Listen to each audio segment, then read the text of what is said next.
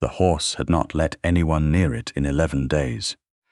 Not the head groom, not the 2 stable boys who had handled Lord Ashworth's animals for a combined 30 years, not Lord Ashworth himself, who had paid an extraordinary sum for the grey stallion at Tattersall's and was beginning to regret every pound of it.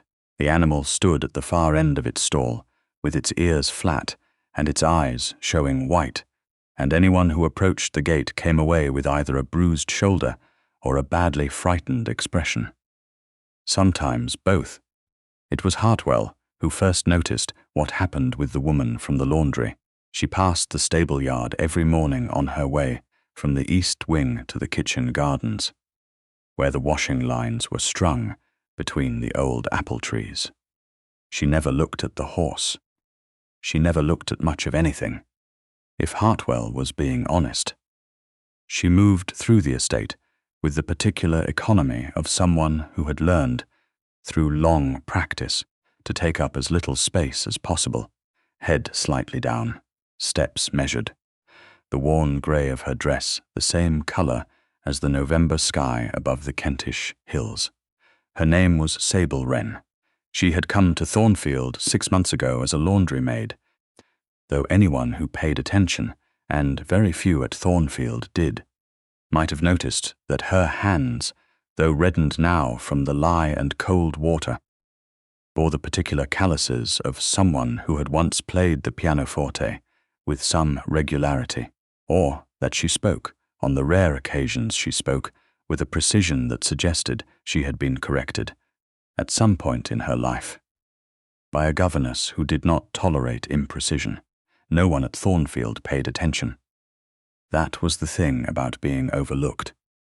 Once it began, it became self-perpetuating. People stopped seeing you because they had never started. The first morning Hartwell noticed, he thought it was coincidence, the grey stallion. Cormorant Lord Ashworth had named him, though the stable hands had taken to calling him other things, was pacing his stall when she walked past. He stopped. That was all. He simply stopped pacing and stood with his great head turned toward the fence, watching her retreating figure until she rounded the corner of the kitchen garden wall. The second morning, Hartwell watched more carefully. She was carrying the wicker basket on her hip, the one with the broken handle she had repaired herself. With a length of twine, she passed within 4 feet of Cormorant's stall.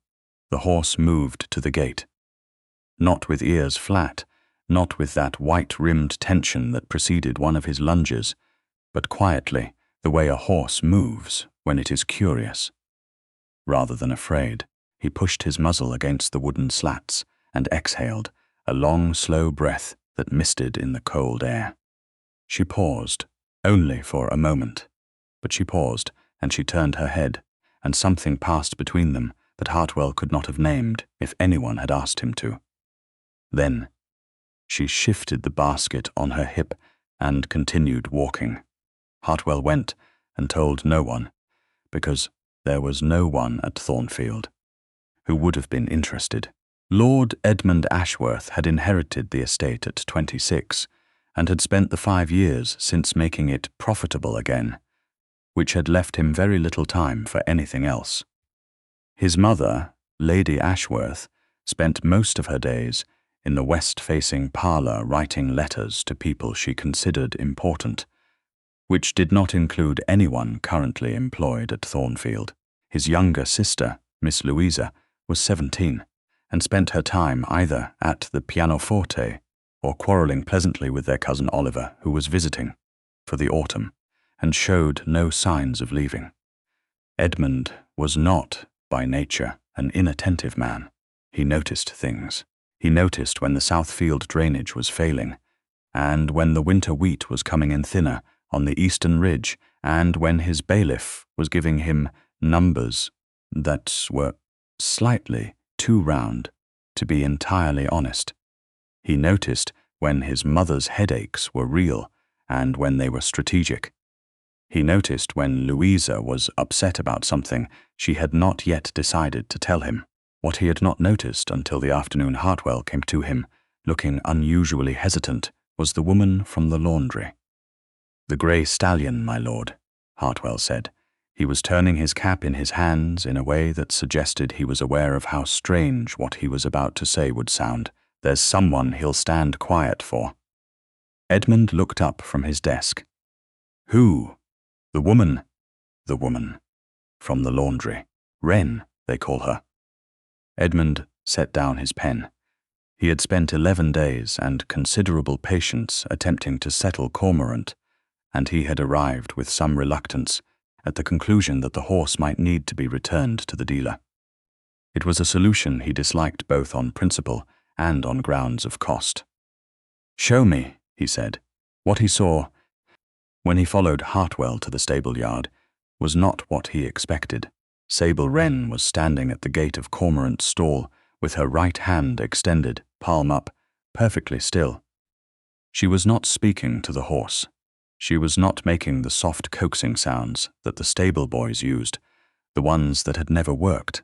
She was simply standing there with her hand out and her eyes lowered, and Cormorant, who had taken a piece out of the second groom's coat sleeve last Thursday, was standing with his nose about 2 inches from her palm, breathing. Edmund watched for a long moment. Then Cormorant made his decision. He moved the final 2 inches and pressed his muzzle into her hand. She did not startle. She did not reach for him eagerly or make a sound of triumph. She simply let him stay there, and after a moment she turned her hand and stroked once, very lightly, along the side of his nose. "How long has this been happening?"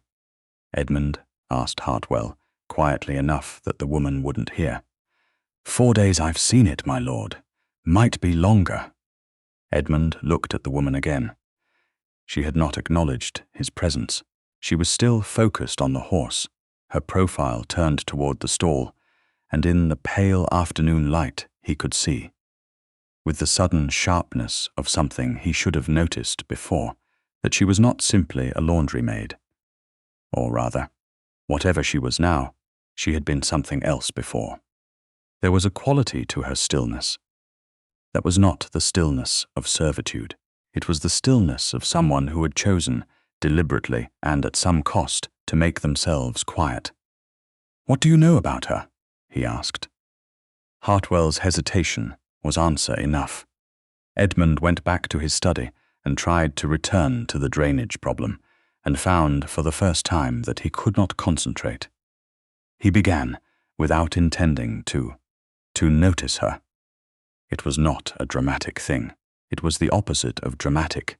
It was the gradual accumulation of small details.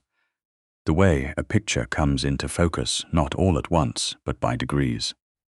He noticed that she was always the first to the washing lines in the morning and the last to leave.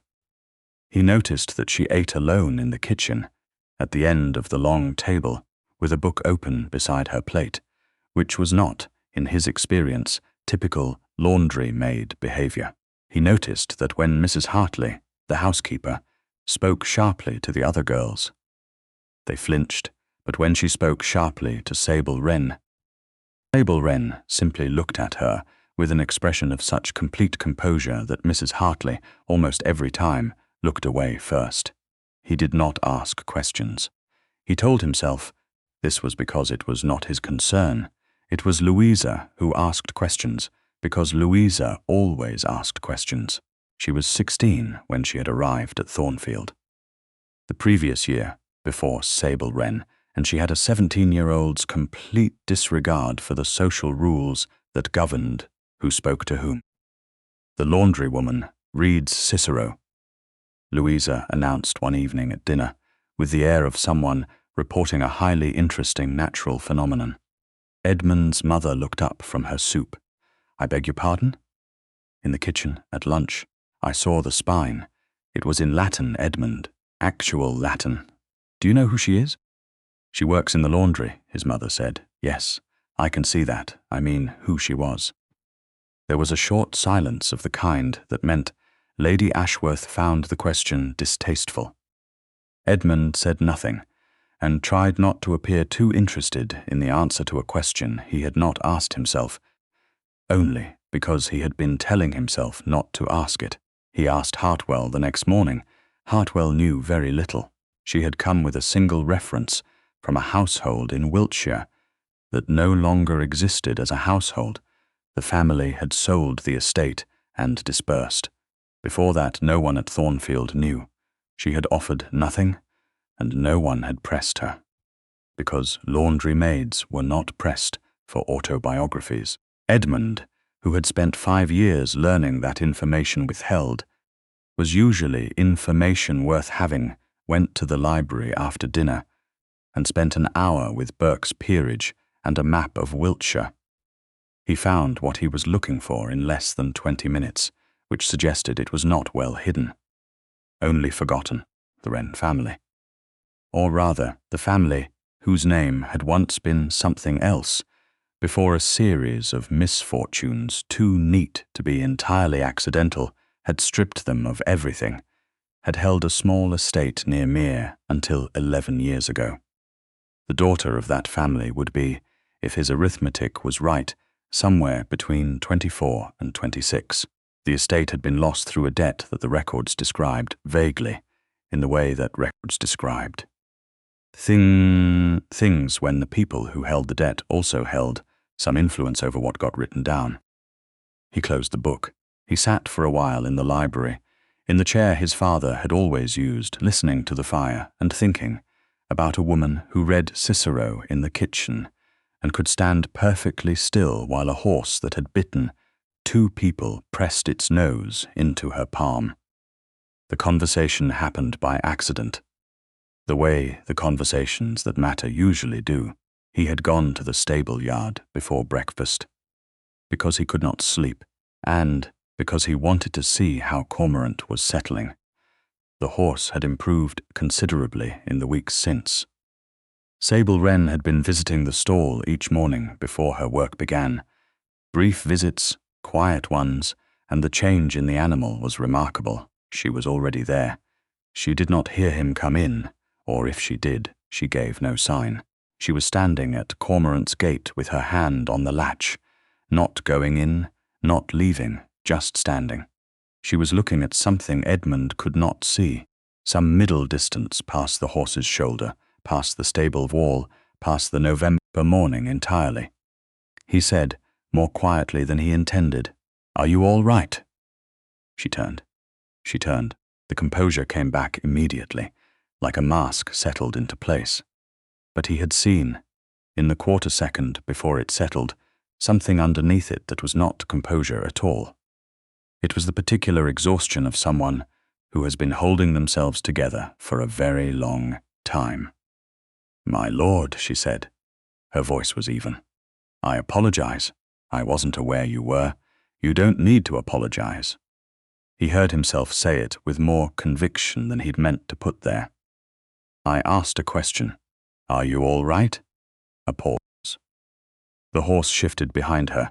Outside the stable, a wood pigeon was calling from somewhere in the bare oaks. "I am quite well, my lord. Thank you." It was a perfectly appropriate answer. It was also, clearly and completely, a lie, told with the skill of someone who had had a great deal of practice. Edmund had told that exact lie himself in the years when the estate was failing, and he had not wanted anyone to see how uncertain he was. He recognized it the way you recognize a piece of music you learned as a child. He said, "There's a letter." She went very still. "I found it in my father's correspondence. It was misfiled. It should have been brought to his solicitor when he died, but it was misfiled, and I only found it last week." He paused. "It concerns your family's estate. There are grounds, significant grounds, to reopen the question of the debt that was called in 11 years ago. The records I've seen suggest it was not called in fairly."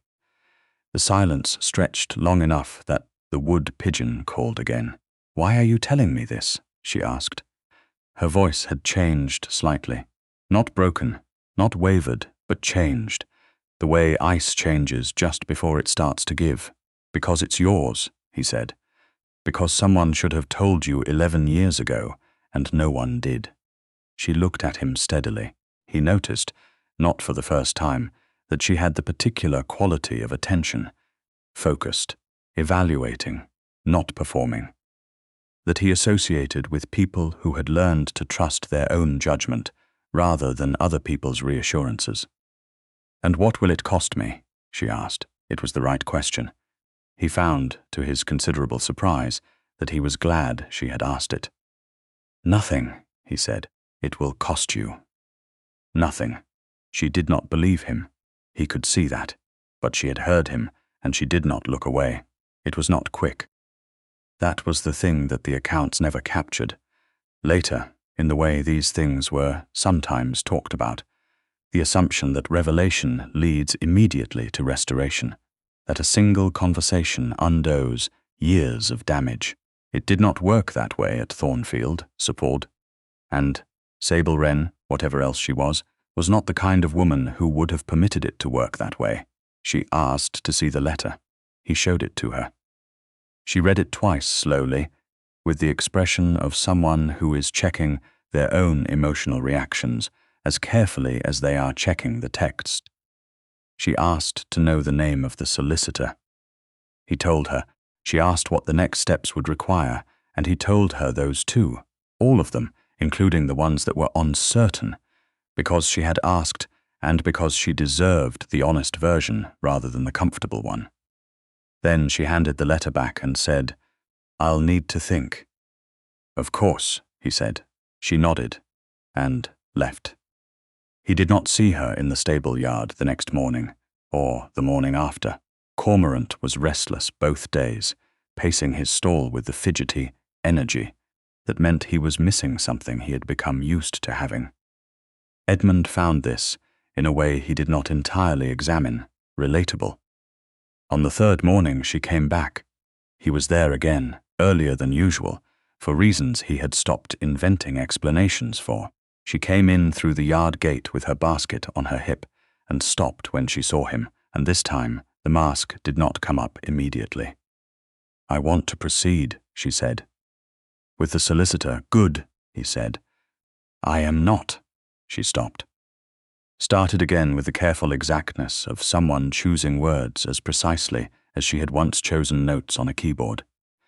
"I am not in a position to express adequate gratitude for what you've done, and I'm aware that what I've been told about the generosity of men with power does not always accord with what that generosity later turns out to require." She met his eyes. "I want to proceed because the matter is right, not because I am placing myself in debt to you. I want you to understand that distinction." Edmund looked at her for a long moment. "I understand it perfectly," he said, "and I think you should know that it's one of the most sensible things anyone has said to me in years." Something shifted in her face, not a smile, not quite, but the country near a smile, a relaxation around her eyes that he hadn't seen before. "Then we understand each other," she said. "I believe we do." The process took 4 months. It was not a romance of candlelit parlors and stolen glances, though Louisa, who discovered what was happening somewhere around month 2, clearly found this a source of significant personal frustration and wrote long letters to their cousin Oliver about it. It was meetings with solicitors. It was correspondence with the county records office. It was 3 separate conversations with a magistrate who was initially resistant. And eventually, under the weight of the documentation Edmund had assembled, not resistant, Sable. He had begun to call her that in his head, and then aloud, in the conversations that had grown from occasional to frequent, to something he arranged his mornings around without quite deciding to. Worked alongside the process, not as a passive beneficiary, but as an active participant. She had better recall of the original documents than anyone. She had kept things over 11 years of invisibility that most people would not have had the foresight or the discipline to keep. Folded papers in the lining of a trunk. A letter from her father, written 2 years before the debt was called, that spoke of certain parties and certain pressures with a specificity that proved, in the end, invaluable. Her father had known, Edmund realized, reading that letter. He had known what was coming and had written down enough to be believed, and had trusted that someone, eventually, would find it. He had waited 11 years to be right. Edmund told her this on a February afternoon, when the light was pale and thin over the south field, and the first snowdrops were coming up along the garden wall. He told her what he thought her father had done, and why he thought he had done it, and he watched her receive this information with the same careful, thorough attention she gave everything. And then, just once, he watched her close her eyes. Just, for a moment, the way you close your eyes when something you were afraid to hope for turns out, against all evidence, to have been true all along. He was a careful man, she said quietly when she opened them. Yes, Edmund said. I think he was. He would have been relieved to know it mattered. It will matter, very soon now. She was quiet for a moment, looking out at the snowdrops. Then she said, without looking at him, You have been more than fair with me. I have been exactly as fair as I should have been. That is not as common as it ought to be. No, he said, it's not. They stood there for a moment in the pale February light, not quite looking at each other, while the snowdrops did what snowdrops do, insisting quietly and without apology on the existence of spring. The estate was formally restored in March. It was a smaller thing than it had been. Years of disuse had taken their toll, and the house itself required work that would take years more. But it was hers. The land was hers. The name was hers. The accounts that had been wrongly assigned were corrected, and the parties responsible for the original irregularity were named in documents that would be on record for as long as records were kept. Edmund attended the final signing with her. He had not planned to. It was not his affair, strictly speaking, and he had not wanted to crowd the moment. But she had asked him, with the same directness she brought to everything, if he would come. You don't need me there, he said. No, she agreed, but I would like you there. There's a difference. He had gone, of course. Afterward, they walked along the edge of what was now, once again, her land.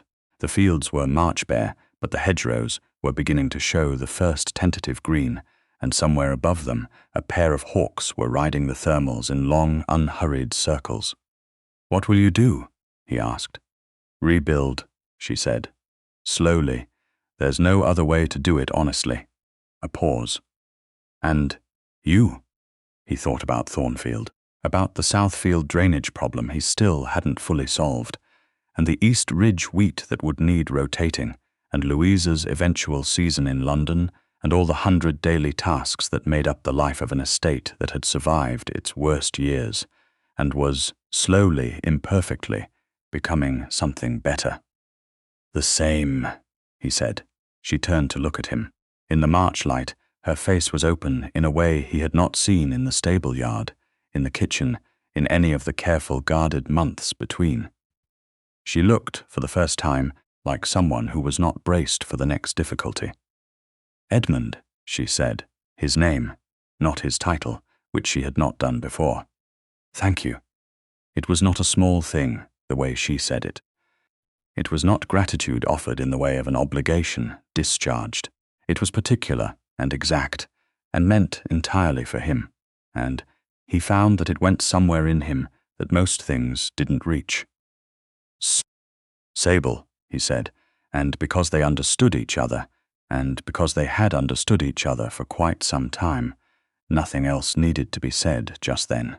High above the bare March fields, the hawks continued their slow and patient circles, riding the invisible currents of a sky that was just finally beginning to clear.